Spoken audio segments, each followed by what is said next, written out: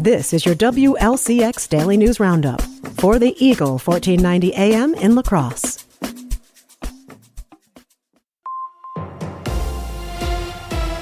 For 1490 WLCX, I'm Jimmy Kuska. The City of La Crosse is holding public information and engagement sessions for its City Administrator Working Group. A proposed ordinance to add the position of City Administrator to the City of La Crosse will be decided upon by the La Crosse Common Council in February. The final information session is being held on October 14th. There have been 3 prior information sessions. The proposed ordinance would add a City Administrator, which would take on some of the responsibilities of the Mayor's office. If you're a utility customer behind on your bill, the Public Service Commission of Wisconsin is encouraging you to catch up now. With more, here's Civic Media's Melissa Kay. The moratorium period begins November 1st and runs through April 15th. During that time, utilities are prohibited from disconnecting utility service for non-payment when it's used for home heating. If you're currently disconnected, however, you must make arrangements to restore service before the moratorium begins. Utilities are not required to reconnect service until payment arrangements have been made. You can make arrangements directly with your provider or apply for financial assistance. You can find more information and links at energyandhousing.wi.gov.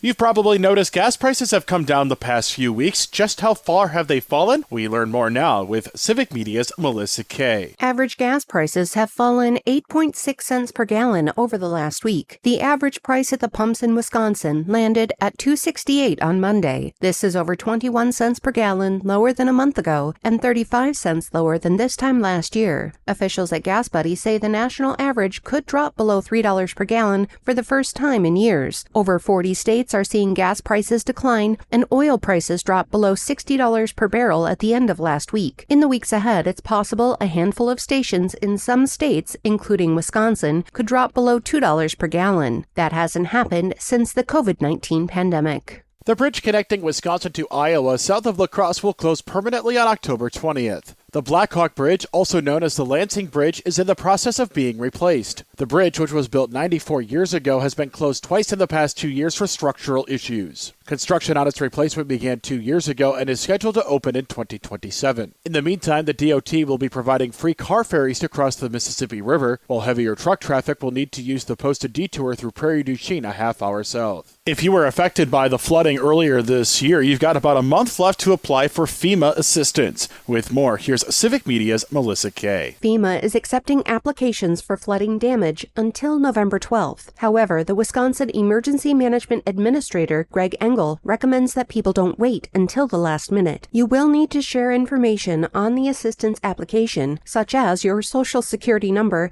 and annual household income, and a FEMA inspector will contact you to set up a time and date to perform an inspection. FEMA inspectors will always carry an official photo ID and never ask for any bank information or charge a fee for inspection. If you are unsure whether a visit or call is legitimate, contact the FEMA helpline to verify at 800-621-3362. Are you interested in serving on a city committee? La Crosse's city government is currently looking for volunteers to serve on 8 different committees and boards, including the Redevelopment Authority, Police and Fire Commission, Neighborhood Revitalization Commission, Floodplain Advisory Committee, Housing Authority, Building and Housing Appeals Board, Bicycle Pedestrian Advisory Committee, and Room Tax Commission. If you're interested, you can fill out an application on the City of La Crosse website. If your local country roads are in rough shape, you can call to get them fixed. With more, here's Civic Media's Melissa Kay. It's harvest season in Wisconsin, and that means more agricultural traffic on the roads. Along with drivers needing to be aware of these slow-moving vehicles, you can help in other ways. If you notice roads that are in need of repair because of agricultural traffic, you can reach out to your local government officials to remind them that now is the time to apply for funding through the State Agriculture Roads Improvement Program, or ARIP.